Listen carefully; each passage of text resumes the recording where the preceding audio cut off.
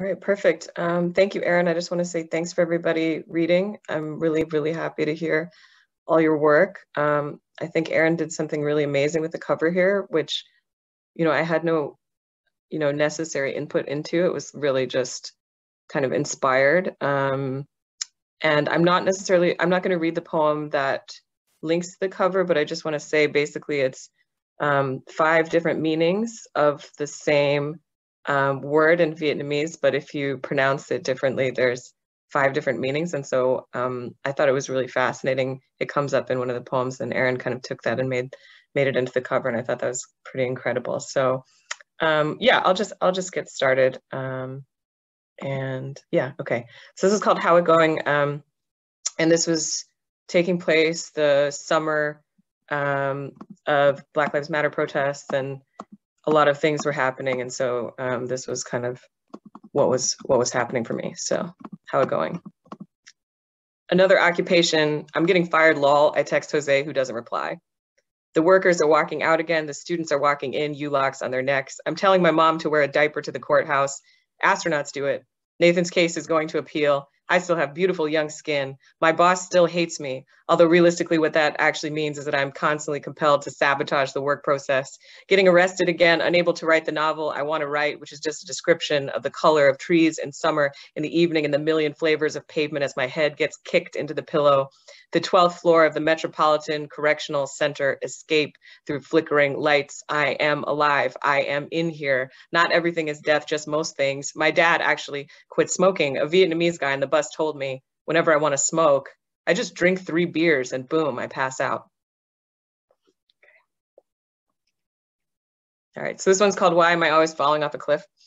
And the kind of background of that is I was just walking down the street, and there's a little kid on a scooter, and every time he, like one of those little kick scooters, every time he hit a crack in the sidewalk, he would just scream, "Why am I always falling off a cliff?" And I thought that was like really indicative of like human subjectivity, of like this ridiculous, the way that we take everything so fucking seriously. And so I thought it would be a useful form to kind of ask these questions. So why am I always falling off a cliff? Why did I think if you missed a meal, you might die? I asked, when you're diabetic and you miss a meal, do you like die? Notice I only said that after it was secured in your jaw. I don't like to be a cause of panic. I walk very calmly out the door and then break into a run. I didn't used to run during the day because I was scared that the drivers of cars would see me trying too hard. Why do all these insects, flower petals, and ash keep sticking to me? Do they think I am an altar? I dreamt my secret society held an intervention for my behavioral problems. Why can't you all just imagine it's Prince doing it? My name is already an unpronounceable symbol. Why do you always say we have to talk? I already know that. I know I have to talk. Otherwise, I would just go everywhere bumping theme music off my cell phone. Why do I always float 60 feet in the air? I can only live in 4th floor apartments. I'm always trying to make love on top of telephone wires and shit. Why do I always spill all this down the front of my white pants? Bleach doesn't even work like that. The pants have to be exactly white to begin with. And most of what we think is white is actually eggshell.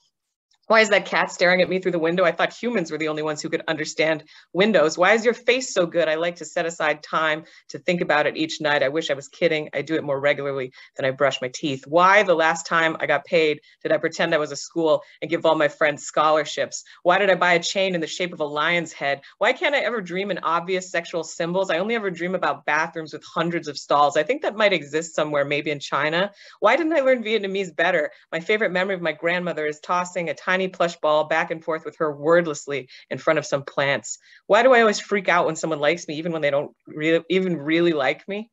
Go ahead, cars, watch me trying hard. Do you think I'm some kind of idiot? I understood everything I was up to the whole time. I did everything on purpose, and that's how I ended up where I am today. All right, okay, so this one, let's see if we've got Nathan Gustorf in the house, in the building.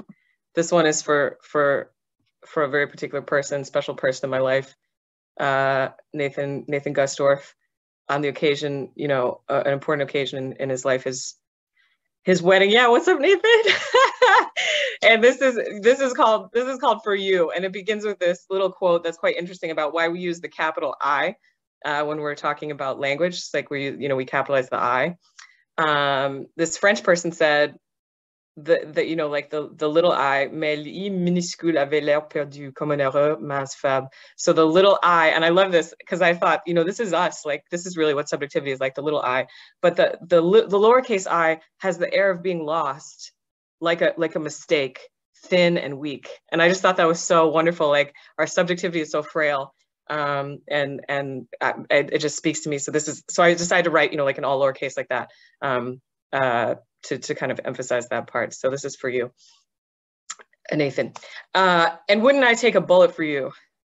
Magneto in Auschwitz, or Miriam in Bexhill, more places to belong to. Morbid, also improbable. If the moment comes, we most likely won't be together, as most of the day we are not. And people are seized, and most of the day we are not. And elsewhere in our heads, literally elsewhere, Geist, ultimate homelessness. Jerry fought off 6 attackers armed only with an umbrella, and his autism, they had guns. Fuck enemies, someone wrote. I'm honestly not Brecht.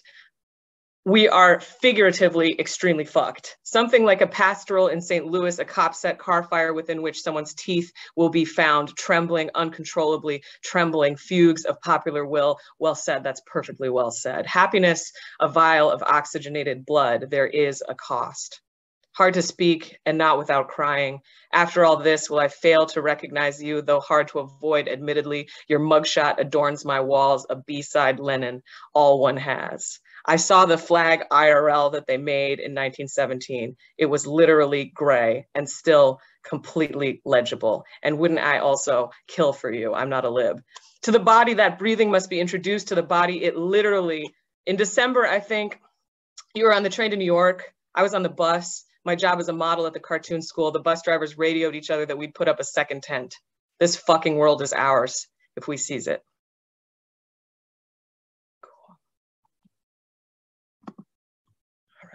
We've got the dairy viewing party here. You guys should turn on the camera. I want to see you. Hey guys, we got a watch party going on. I love it. Okay, yeah. So this is the third one in a sequence called Medical Leave, this comes from accounts of Iraq War, basically veterans against the Iraq War. And particularly this one comes from the testimony of medic Andrew Duffy, who was dealing with a detainee who had type 1 diabetes. And at the time, my partner at the time had type 1 diabetes and was the same age as this detainee who perished. So this is and he was having medical problems as well at the time. So this is kind of called Today the Dead Haji is Not You. The detainee could speak English very well and said he had been taking insulin and that he had been captured by the Iraqi forces, held for approximately 4 to 5 days. And during that time, they had not given him his insulin. I was told twice over the phone, ordered by the captain of the 344th Combat Support Hospital, that I could not transport the detainee and that he needed to drink water. She also stated that he was, quote, a Haji, and he probably wouldn't die, but it would not matter if he died anyway. Medic Andrew Duffy. So Haji is like one of these terms that they always make up for people that they're okay with, doing whatever they're doing too. White scuffs on the dashboard, flowers in the abandoned lot, getting waist high again after they mowed it. Delirious tremor of your hands, nausea at the bus stop, ads for online dating, the fat IV they stuck him with the width of a pen, trauma, bore, clear English, transparency in the same vein, ketones, a punk show, spittle/seizure, going into his coma. They thought he was struggling against them, insubordination crawling up into his brain, no transfers, rattling of ice cubes in a mug, ballistics, bathtubs full of soil. You are both 23. The medic's head in his arms like a child. No eye contact, taken as price tagged, popped and discarded like a Durex, pepper sprayed and left to die for a movement he couldn't help. The pockmarks across your stomach from slender needles, bee stings, the involuntary pulse, the nape of your neck, which is always warm, the dusty, sticky mess of wrappers and Coke cans, sugar strutting and preening like weeds by the highway, the da-da-da-da-da-da-da-da-da-da of your plastic organ, you filling up. Okay. So this is another kind of war poem in a way, aftermath of war poem. So there's an interesting fact in this poem, maybe about how much artillery got dropped on Vietnam during the Vietnam War, just the crazy, like literal weight. If you compare the weight of bombs to like the weight of people, it's actually, you know, like the literal population of the country versus like the weight of bombs is similar. So I thought, you know, this is a sort of a moment that became clear to me. It's called One Night Without Killing. Dom's dog troubled a man coming from the east into the park. Boy, let me do you a favor. I'm a Vietnam vet. If I had my gun, I'd have shot him. A tall, dark black man in khakis with no gun, facing a wild-looking white boy with a pit bull. Dogs are racist, just like people die like them too, with teeth stuck into something. The two girls at the bus stop startled. No one died that night. No sweet young women like me or pigs shot in a ditch. No dogs were set on anyone. The world was twice its previous size. A mirror had been appended to it to fool us, as in some Chinese restaurants. The man was terrified. Enough weight of ammunition having fallen in the war for each individual to merit a personal bomb. This was not his. It lay unexploded in a field somewhere. We walked away, leash around your wrist. Your life slipped into you. All right, so, and then this is a long poem. I'm only gonna read a couple segments from it, but there's a long poem called It Occurred to Me that is in this. Actually, there's a couple big crunchy poems in this book if you want to kind of sink your teeth into them. So I would encourage you to kind of check out the book and promote it to your friends and all that, because I'm not very good at hyping stuff. I try, but you know, it would be better if you guys did. So that would be awesome. So this is called It Occurred to Me. And this is how it begins, and it goes various places, but. Love and Marxism, she requested. As for book recommendations, which I could not fulfill in the Brooklyn-esque Hampstead shop, lots of upsettingly edifying material for children, toys. I was wearing a pair of someone else's pants, which was another reason this wasn't working for me. Perhaps it's romantic to argue about whether we should turn Libya into a fucking parking lot for other people. Intervention was the trendy academic phrase a few years ago, not the kind we do for alcoholics. Some poets are, but you may as well not do it. We were at the ponds, which we had to cross through, a half hour of raised white paths along hot, rowdy weeds, noisy and hot, sickeningly blank form of civilization. Is it the same in Trinidad? I've only been to 2 places. On the way back, behind a woman with a Nigerian accent, if my husband hears about this, he will divorce me. Everyone reproducing sensibly in their mid-30s and wearing clean, maybe overly clean clothes. Flowers, massive, tropical, dead in their perfection, bleach. London plane trees designed to not reproduce. The plot of Children of Men, to derive the appearance of life without its inconvenient tendency to struggle across everything. A weed being a flower you don't have to take care of. She was holding the transparent British Library bag, which as I explained, was like going through airport security. What had begun as charming was arid and murderous, but in fact was never charming. The sight of the shard from the hill. I was talking about autobiographical writing and what a dead end it was. I offered bitter and disinterested responses, but I didn't hate pleasure, not the way Miles wanted to. Shout out to Miles, who's here tonight, with his drawn face and the look of a young German philosopher, which was so obscene in analytic England that I could hardly speculate on its conditions, arriving and announcing that the paintings were shit, humiliating us all, including the group of Chinese tourists in front of whom I felt implicated in the largesse of colonial pity. We'd come in and fucked still in the pool heat of the room. I, an awful swimmer and only wanting to submerge for a brief moment and for the excitement of getting ready. Her horrible text message in which it was stated I was, quote, making her the adult. As for me, his brief sodden and heavy below the shadow, I couldn't really look at it. I reached down. I felt it was inappropriate to look directly at. I wanted to do something illegible together in the evening, regardless of these betrayals, but graduate study is more contemptible than the shard. Let's see. Then the shard, a timer shaped like an apple, which you set to give yourself breaks, cloth mother, and it was the height of summer, but the injunction to enjoy made this impossible, to desire impossible. She kept talking about love, which is something I wish I'd never heard of.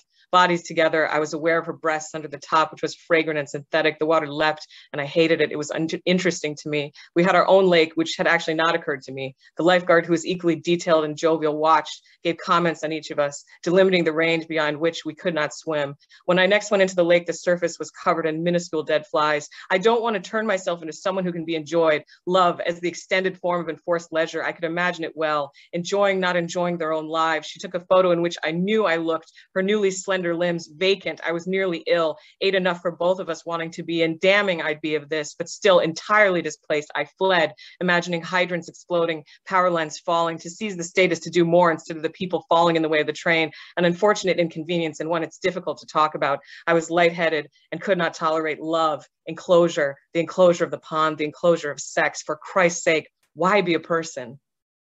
Okay. All right. So then this is a bit later. And, you know, I think one of the things that comes up a lot in this sequence, again, is that, like, that idea of, like, yeah, like, why be alive?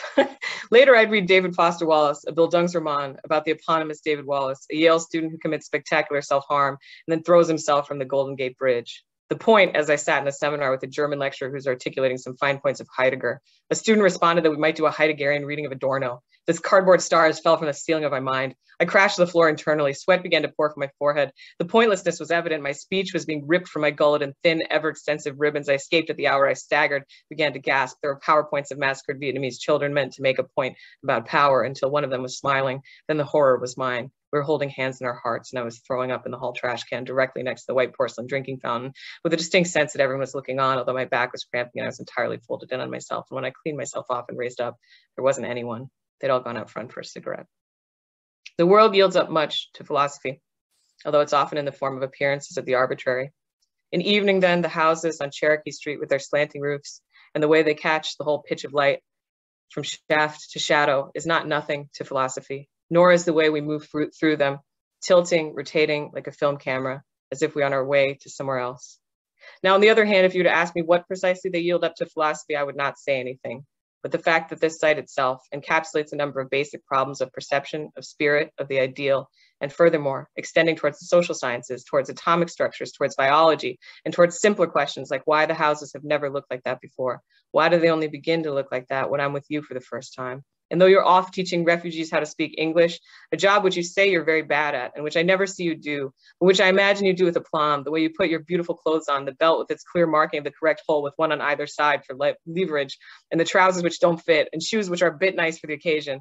I walk down the street. Suddenly the sunset is suspending some kind of time. Suddenly there's a greater amount of space inside me, psychically, which enacts the shadow, which enacts the lowriders and the one empty shop in the corner, not quite out of business, with a limp flag wavering over the door and the windows open fully without screens above, and what I could imagine as our vacant apartment. This has become inaccurate because it isn't. Some kids look apprehensively down the street at their own footsteps. One, then two young men on bicycles with perfectly detailed musculature work their way up the street, pumping at each step, the bike from side to side swaying, and they don't remind me of anything. I see them. I lay a hand on the landscape to my side. It is so clear. I can feel it. The most boring branch of philosophy is ethics, you said, but I think it is obviously metaphysics, and to be without any pretense of naming things, or the things shine any brighter in the presence of their names, as the young men flee from their names up the street, which is the flat purple color of shadow in the summer, but is not itself in shadow. He was like them, a young man fleeing from death.